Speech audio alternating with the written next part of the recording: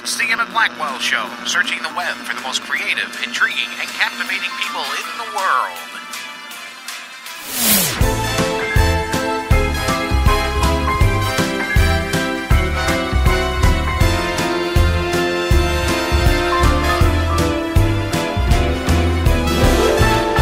Welcome once again to the Emit Blackwell Show. Before we begin, I would like to thank you all for listening. Don't forget to like, share, and subscribe to this podcast. On this episode, I have musician and songwriter Ryan Doherty. His music is unique, yet familiar, and his style is somewhat of a mesh of multiple musical genres. Whether it's blues or rock or something in between, it's all exploratory and diverse. We are very excited to have Ryan Doherty on the show. And hi, Ryan, how are you doing today?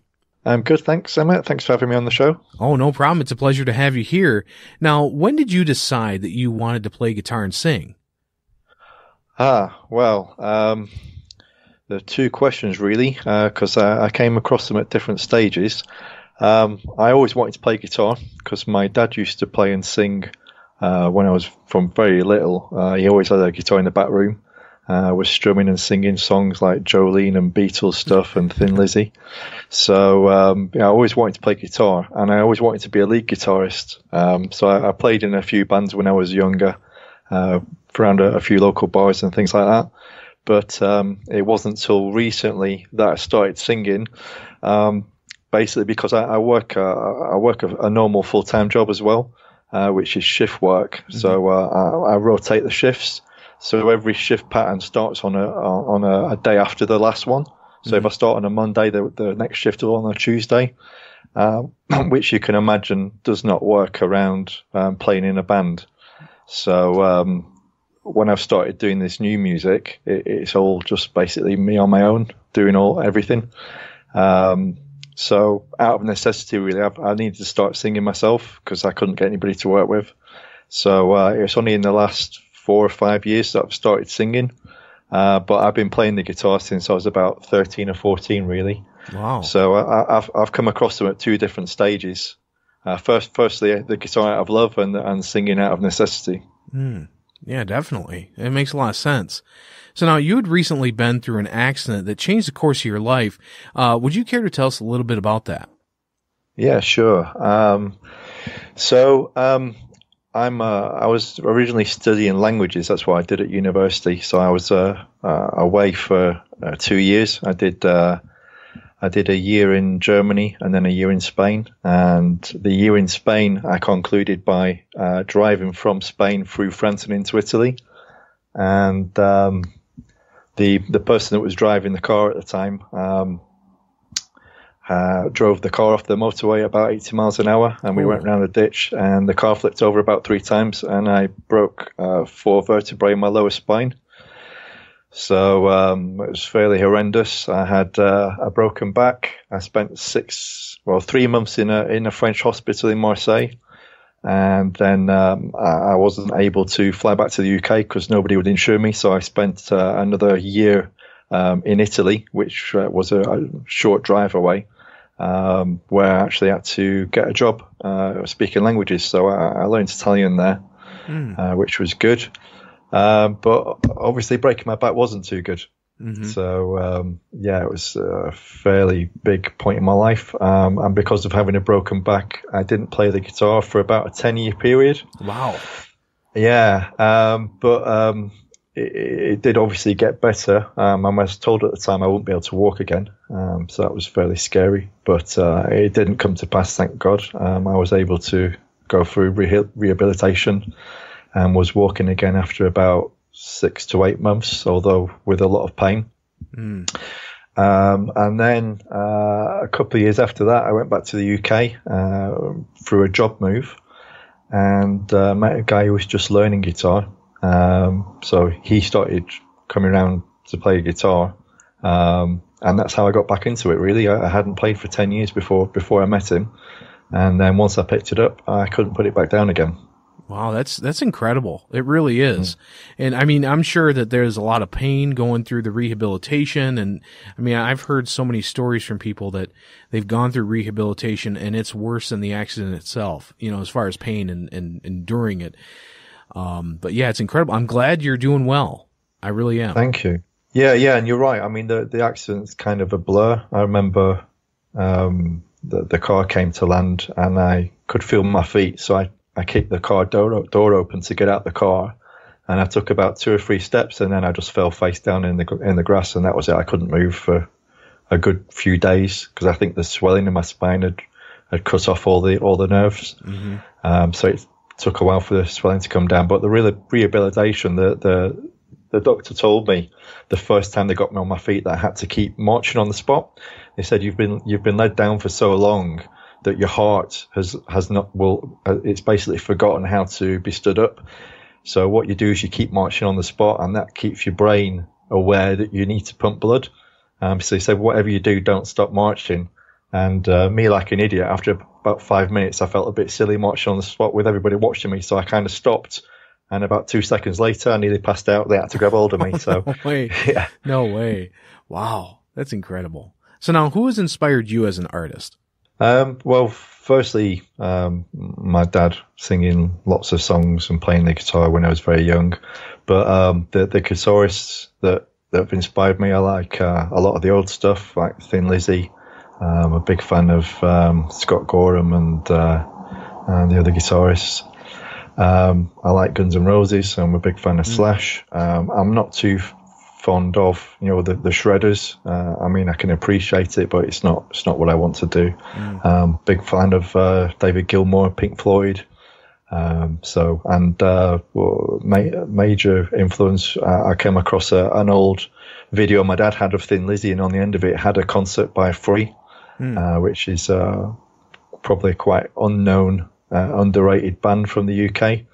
I think most people only know All Right Now, but they don't know a lot of the other songs. But I'm a big Paul Kostoff fan. He doesn't play fast, but he gets a lot of feeling out of the guitar. So, I'm interested in, making those evocative sounds that connect with people. Yeah. And your sound is definitely unique. We'll be right back after a message from our sponsors, and we're going to talk a little bit more about the music that you have created. So we'll be right back after this message. Have you ever found yourself looking for a gift but just can't find something that's unique and different?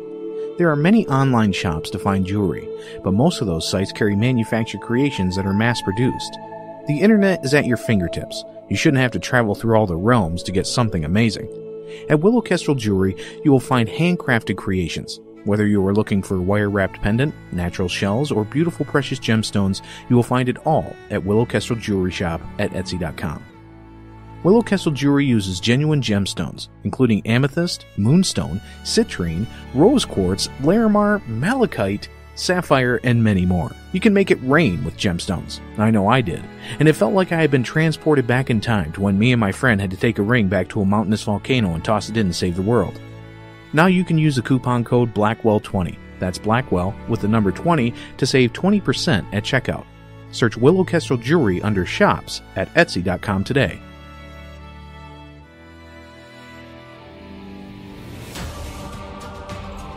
In a world full of obstacles and haphazard graphics, one company has broken the mold of building amazing book covers, banners, video trailers, and more. Book Banners, Etc. is your premier source for the most epic designs.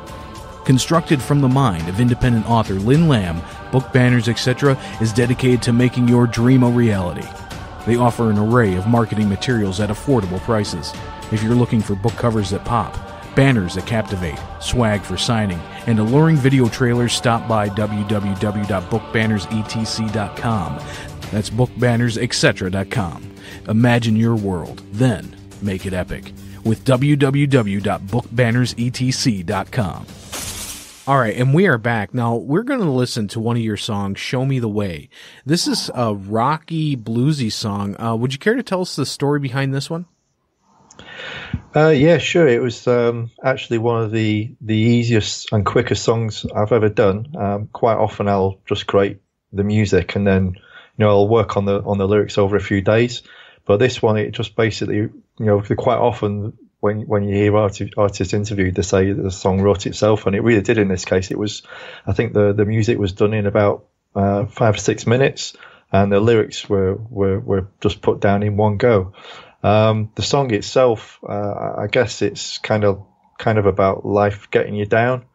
But then, making your way back in the end and just getting on with it because you have to. You don't have much choice. But it's I like it's got a bit of an extended solo in the middle, which is a bluesy solo. Mm-hmm. So yeah.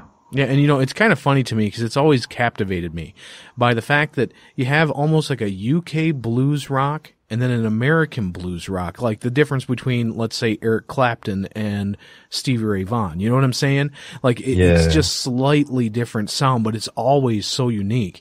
And so here's another unique song. We're going to listen to "Show Me the Way" by Ryan Doherty now.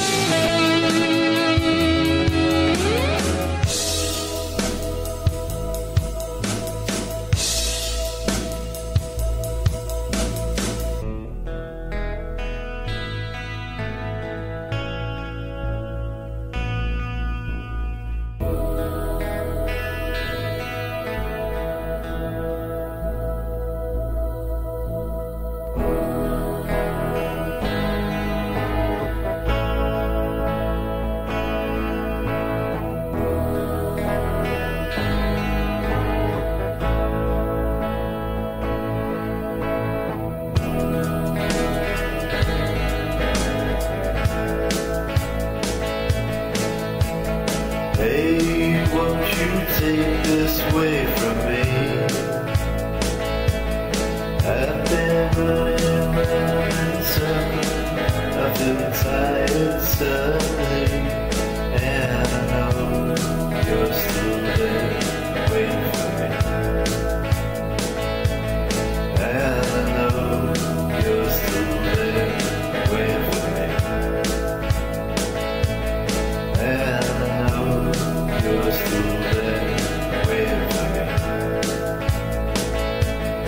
Waiting for me.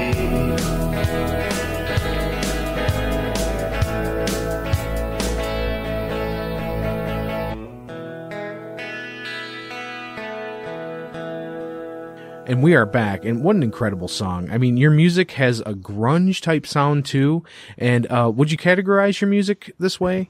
Yeah, I've always struggled with categories, to be honest, because when I put the music on different platforms like Spotify, things like that, you have to select the category, and I always find it difficult because I don't think I've really got a set genre. Kind of somebody who I look to on that kind of a note is Moby, because he's done like some really chilled out tracks, and he's done some, if you listen to all of his albums, he's got some really heavy, grungy heavy metal kind of stuff, and then he's got some kind of pop tunes. It's a really big mix, and I've kind of gone the same way.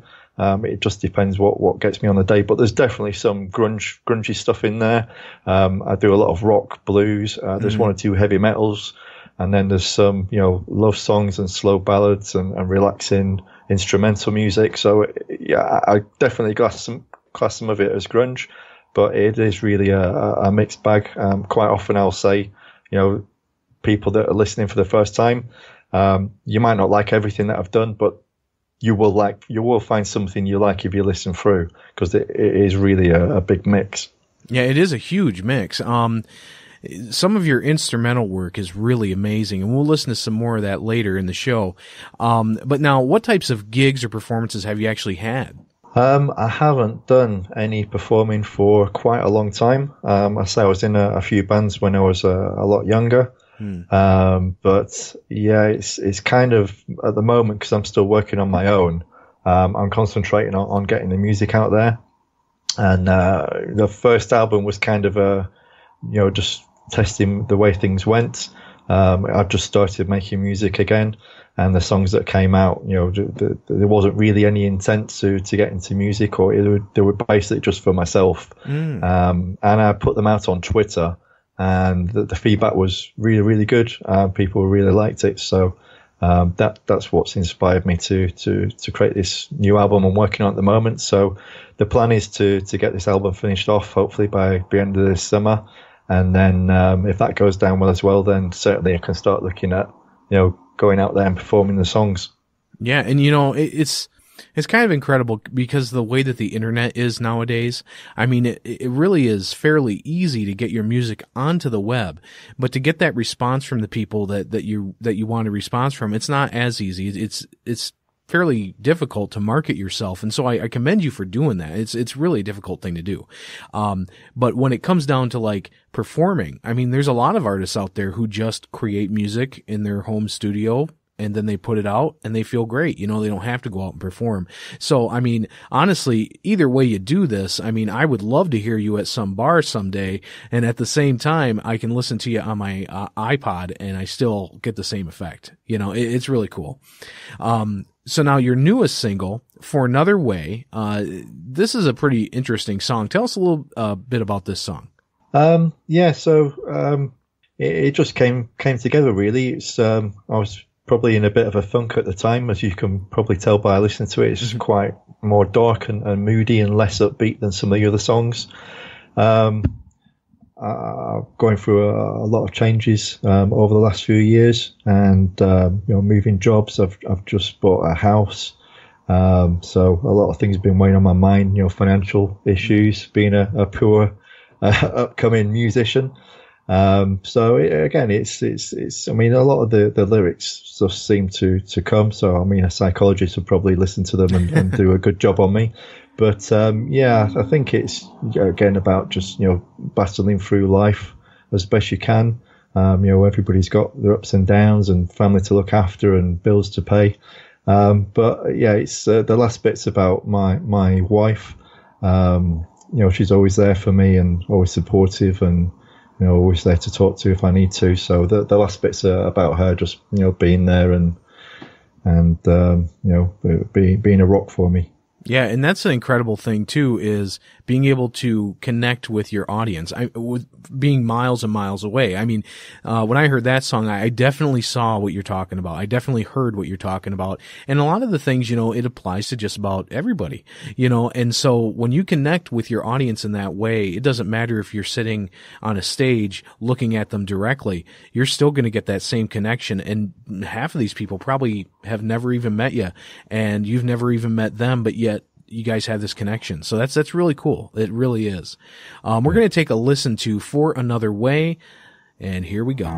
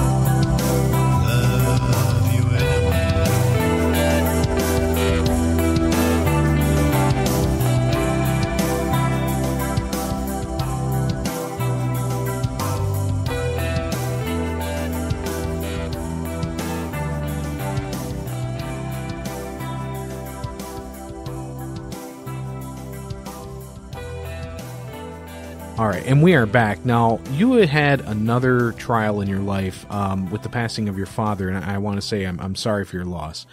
Would you care to tell us a little bit about that? Has it helped shape you as an artist and a person? Well, he did, definitely. I say it was a major inspiration. I remember him fondly, with his guitar in the back room, singing like Jolene and House of the Rising Sun by the Animals, and he was a big Hendrix and Thin Lizzy fan, and I liked all the rock music, classic rock from the 60s and 70s. So he introduced me to a lot of the songs that I still love, even though they aren't really my generation. I hadn't seen him for about 10 years before he died, not because we've fallen out or anything like that. It's just I was doing languages, so I moved to Spain, and he was living in the UK at the time, but he decided to go back home because I wasn't there anymore. I was moving on with my life. So he moved back to Ireland, and then just one thing led to another. I met my current wife, and we had children, and we didn't have the money to keep traveling back. So it just made things very difficult. And ironically, when I moved back to the UK, because of work, they moved me back to the UK. It was only a few months as I'd been there that we got the message that he was dying of cancer. So I went over to see him for a week, and then about 2 weeks after that, we got another call saying that we need to get over there quickly. So we spent 3 weeks with him. He only ever heard one song because he didn't know I was making music. So he only ever heard one song, but he liked it. And I just think it's a real shame that he didn't get to hear a lot of the other songs, because I think he would have really liked them. But he definitely inspired me, and a lot of the songs are about that loss. I'm not a very wordy person. I prefer to express myself. Well, I do express myself better on the guitar than the lyrics. But it's a painful time, and I think a lot of it comes out in the music. Yeah, it definitely shows. But yeah, it's the fact that you are now continuing on a legacy that he started with music is incredible to me. It really is. I want you to keep doing this because you're doing an excellent job. You're going out there and you're creating music that's from your heart. And the fact that you incorporate your family in there too, the fact that your family is there supporting you, it really is great. I want to say thank you for putting your music out there. I'm sure all your fans out there who are listening, or anybody who's listening to this show and you've never heard of Ryan Doherty, check him out, because he's got some really heartfelt music.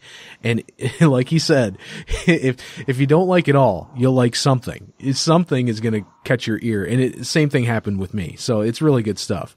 So now, what do you have planned for the future of your music? Well, hopefully it's going to be a big year. It's I'm taking it seriously. Like I say, the first songs were just for me. They were just getting a lot of emotions out of the way, and rather just sit there playing the guitar, I actually wanted to create actual music. I wasn't expecting the feedback that I got, so now I've had that feedback, and people have said, you need to pursue this, and that's what I'm going to do this year. So I've just closed down my old website, which was through a third party, which meant I had no control over it at all. I've just set up my own website just in the last few days, which is www.ryandohertymusic.com. So all the new music's going on there. There's videos on there that are free to watch, so people can see if they like the music or not. So this year, I'm going to be creating my second album, which is my first serious commercial album. So I'm working on songs at the moment, tinkering on the website, because I am indie, completely independent. So I'm doing everything myself. All the music's me, all the instruments are me, the production's done by me. And obviously the website's mine as well, so I'm having to learn quickly how to set up websites. So hopefully this is going to be a big year. We'll see how the initial sales go, and hopefully the album will be finished over the summer. Yeah, well, great luck to you on that. Now, you've been doing this for a while. You've had a lot of trials in your life. A lot of that stuff has transcended into your music. What advice would you give a new musician who's just getting started?